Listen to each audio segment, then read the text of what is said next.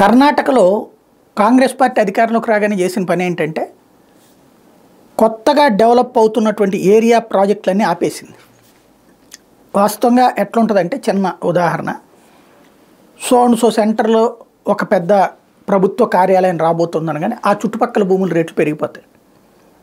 అదే ఒక సెజ్ వస్తుందంటే ఆ చుట్టుపక్కల లక్షలు పలుకుతాయి.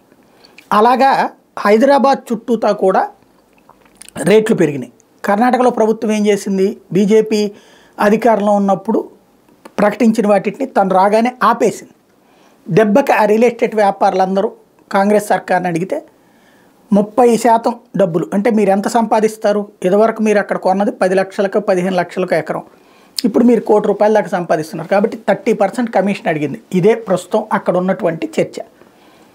తెలంగాణలో కూడా అంతేనా, ఫార్మా సిటీ దగ్గర నుంచి ఎక్స్పాన్షన్ ప్రాజెక్ట్స్ అన్నీ ఆగిపోయినాయి, ఒక్కసారిగా స్తంభించిపోయినాయి. తద్వారా వాళ్ళందరూ సంక్షోభంలో పడ్డారు. ఇది సహజంగా రేపు పొద్దున భారతీయ జనతా పార్టీ వాళ్ళు బీఆర్ఎస్ వాళ్ళు ఆల్రెడీ ప్రారంభించారు.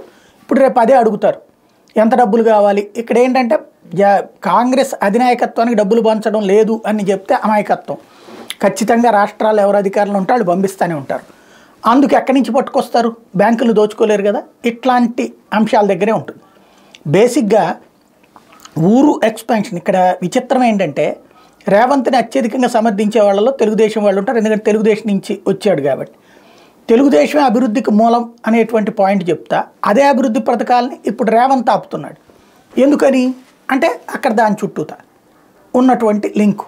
ఇది రేవంత్ ఆ ఆరోపణల్ని దూరం చేసుకోవాలి అంటే రాబోయే రోజుల్లో, ఇప్పుడంటే ప్రస్తుతం అంతా బాగానే ఉంది కానీ క్రమంగా బిగినగాల ఏదైతే మనం చెప్పిన సూపర్ 6లో 3 వంతులు అమలు కాలేదు, అది చర్చ ప్రారంభమైంది. అలాగే ఈ డెవలప్మెంట్ ఎక్కడిదక్కడ ఆగిపోయింది. ఇది రాబోయేటువంటి రోజుల్లో ఎక్కడి దాకా వెళ్తుంది.